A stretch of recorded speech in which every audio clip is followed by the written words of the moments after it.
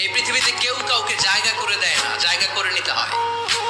এই পৃথিবীটা the life is not a bed of roses, এটা ফুল বিছানো কোনো ফুল সজ্জা নয়, এটা কণ্টকাকীর্ণ। কেউ আপনার স্পেস করে দিবে না, কেউ আপনাকে সুযোগ করে দিবে না, কেউ আপনার জায়গা করে দিবে না, বরং আপনি জায়গা করে নিলে টাইনা নিচে নামাবে। ইসলাম আমাদেরকে এটাই শিখিয়েছে, কাজ করে খেতে হবে। কাজে লজ্জা নেই, লজ্জা হচ্ছে অলসতায়।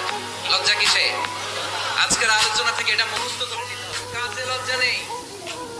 লক্ষ্মীপুরের ইয়াং স্টারেরা শ্রমে লজ্জা নেই, পরিশ্রমে লজ্জা নেই, লজ্জা অলসতায়। লজ্জা কিসে? আরো জোরে। কখনো কোনোদিন কারো পারমিশন ছাড়া মোবাইলের গ্যালারি চেক করবেন না। কখনো কারো পারমিশন ছাড়া তার ফেসবুকের মেসেঞ্জারে কে কার সাথে চ্যাটিং করেছে এটা করা যাবে না।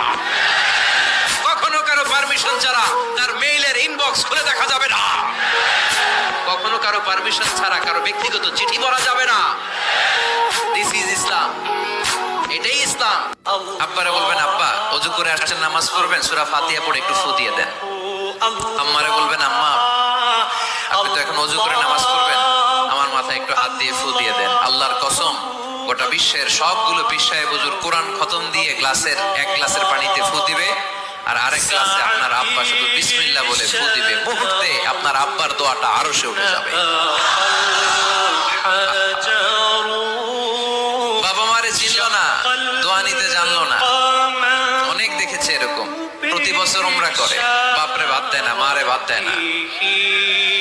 ঘরে মা বাবারে উপরে রেখে তুমি কাবা ঘরে যে আল্লাহরে খুঁজো, কপাল পোড়া, ঠিক কিনা? দুঃখের পরেই আছে সুখ, কষ্টের পরেই আছে আনন্দ। এই দুনিয়াটাই এরকম, কষ্টের পরই আনন্দ। দেখবেন তারাবির নামাজ 20 রাকাত পড়তে কষ্ট লাগে না, কোমরে ব্যথা, হাঁটু